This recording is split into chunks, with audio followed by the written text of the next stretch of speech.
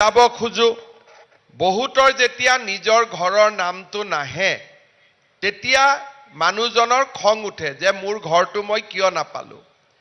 আমি এটা কথা সকলোৱে বুজি পাব লাগিব যে এবাৰতে প্ৰধানমন্ত্ৰী ডাঙৰীয়াই সকলোকে যদি ঘৰ দিও দিয়ে আমাৰ বজাৰত সিমেন্টৰ নাটনি হ'ব, ইটাৰ নাটনি হ'ব, শিলৰ নাটনি হ'ব আৰু এক বেগ সিমেন্টত যদি ৩০০ টকা আৰু একেলগে যদি ভাৰতবৰ্ষৰ ৫ কোটি মানুহক প্ৰধানমন্ত্ৰী ডাঙৰীয়াই প্ৰথম কিস্তি দি দিয়ে সকলোৱে যেতিয়া সিমেন্ট ইটাৰ দোকানলৈকে যাব তেতিয়ালে যি ইটাৰ দাম যদি ৩০০০ টকা ইটা বেপাৰীয়ে ৬০০০ টকা বিচাৰিব, সিমেন্ট ৫০০ টকা বিচাৰিব, কাৰণ বস্তুৰ যেতিয়া নাটনি হয় তেতিয়া মূল্য বৃদ্ধি হয়। সেইবাবে আমি পৰিকল্পনা কৰি যে এই বছৰ ৫ লাখ মানুহক ঘৰ দিম, অহা বছৰ ৫ লাখ মানুহক ঘৰ দিম, পিছৰ বছৰ ৫ লাখ মানুহক ঘৰ দিম, যাতে ইটা ভাটাৰ মালিকে ক'ব নোৱাৰে যে মোৰটো ইটাই নাই। যাতে যেতিয়া আমাৰ গাঁৱত আপোনালোকে চাব 10জন মানুহে যেতিয়া একেলগে ঘৰ বনাব খোজে শ্ৰমিকৰো মূল্য বৃদ্ধি পায়, ইটাৰ দামো বাঢ়ে, শিলৰ দামো বাঢ়ে, সিমেন্টৰ দামো বাঢ়ে, ৰং লোৱা মিস্ত্ৰীৰ দামো বাঢ়ে। কিন্তু যদি নিয়মিতভাৱে আমি এটা সামঞ্জস্য ৰাখি যদি ঘৰ দি থাকো তেতিয়া বস্তুৰ দাম নাবাঢ়ে আৰু প্ৰধানমন্ত্ৰী ডাঙৰীয়াই দিয়া টকাখিনি দি আমি ঘৰ নিৰ্মাণ কৰিব পাৰোঁ।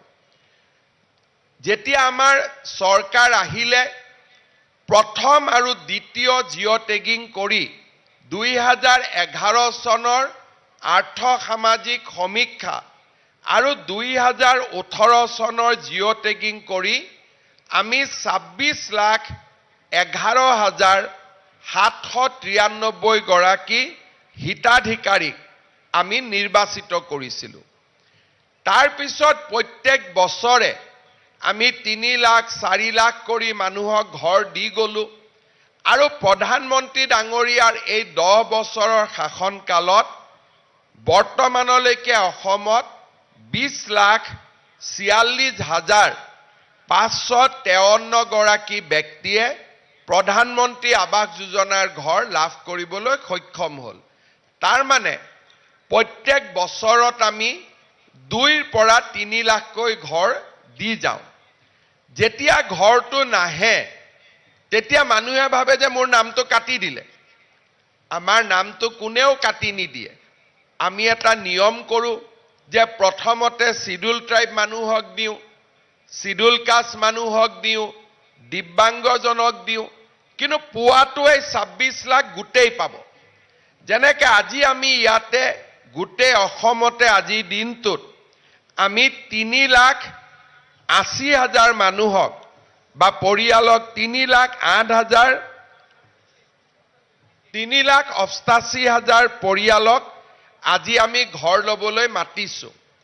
কিন্তু যোৱাবাৰ যেতিয়া আপোনালোকৰ নাম অহা নাছিল আপোনালোকৰ চবৰে খং উঠিছিল যে মোৰ নামটো কাটি দিলে কোনোবাই। উঠিছিল নে নাই খং? উঠিছিল নে নাই খং? সঁচা কথাটো কওক। কাৰ কাৰ খং উঠিছিল? হাত দাঙক এতিয়া। নামটো নাহোঁতে অলপ মনটো বেয়া লাগিছিল, হয় নে নহয়? এতিয়া আজি যে আপোনালোকক আমি ঘৰ ল'ব মাতিছোঁ, এই ঘৰ ল'ব মাতোতে ২০,৪৬,০০০ৰ লগত ৩,৮০,০০০ মানুহৰ নাম যোগ হ'ল। কিন্তু আৰু ৩,৮০,০০০ মানুহক আজি আমি মতা নাই। এতিয়া তেওঁলোকৰো খং উঠি থাকিব যে আমাৰ নামটো কোনোবাই কাটি দিলে, কিন্তু কোনেও কাটি দিয়া নাই। একেলগে আমি ৬ লাখ মানুহক এই কাৰণে ঘৰ দিয়া নাই তেতিয়ালে বজাৰত যিমান ইটাৰ দাম বাঢ়িব, সিমেন্টৰ দাম বাঢ়িব, আমি কোনেও ঘৰ বনাব নোৱাৰিম। সেইকাৰণে আজি আমি আপোনালোকক ৩,৮০,০০০ মানুহক মাতি ঘৰ দিছোঁ আৰু অহা বছৰ অৰ্থাৎ চৰকাৰৰ বছৰটো ২৫-২৬ হিচাপত নহয়, ৩১ মাৰ্চতহে আমাৰ বছৰটো শেষ হয়। তাৰ মানে এপ্ৰিলৰ পিছত আৰু ছেপ্টেম্বৰ মাহৰ ভিতৰত বা অক্টোবৰ মাহৰ ভিতৰত আমি অসমত এনেকৈ আজি যিবিলাকে আমাক বেয়া পাই আছে নমতাৰ কাৰণে তেনেকুৱা 3,80,000 মানুহক মাতি আনি আমি আকৌ ঘৰ দিম আৰু তেতিয়া আমাৰ অসমত ঘৰ পোৱা মানুহৰ সংখ্যা হ'ব 26,11,793টা। কিন্তু এই দুইটা এই বছৰ 3,80,000 ঘৰ দিলো, অহা বছৰ 3,80,000 ঘৰ দিলো, কিন্তু তাৰ পিছতো আমাৰ অসমত আৰু 10-12 লাখ পৰিয়াল থাকি যাব যোনে ঘৰ পাব পৰা নাই। তেওঁলোকে মনত ভাবি আছে যে আমাৰ নামটো দেখোন লিষ্টতো নাই, গতিকে আমাকতো তেওঁলোকে চৰকাৰেতো আমাক ঘৰ নিদিব। কিন্তু প্ৰধানমন্ত্ৰী ডাঙৰীয়াই মোক কৈছে যে অসমৰ প্ৰতিগৰাকী দুখীয়া পৰিয়ালক তেওঁ একোটাকৈ ঘৰ দিবই আৰু এইটোৱে হৈছে তেওঁৰ প্ৰতিশ্ৰুতি। এতিয়া আজি আপোনালোকে ঘৰ পালে, অলপ পিছতে গধূলিৰ ভিতৰত 2 লাখ মানুহৰ একাউণ্টত প্ৰথম কিস্তিৰ 37,000 টকা, 37,000 কিমান? 500, 37,500 টকা জমা হ'ব আৰু 1,80,000 বেংকে একেদিনাই কৰিব দিগদাৰি পাইছে।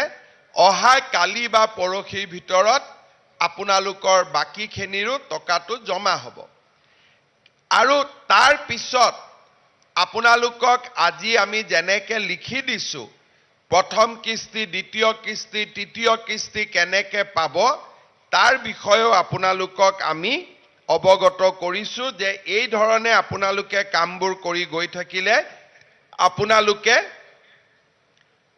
ঘৰ সম্পূৰ্ণ নোহোৱাকৈ আপোনালোকে এই ধৰণে আমাৰ পৰা টকা পাই থাকিব। এতিয়া মই আহিব খুজিছোঁ যে এই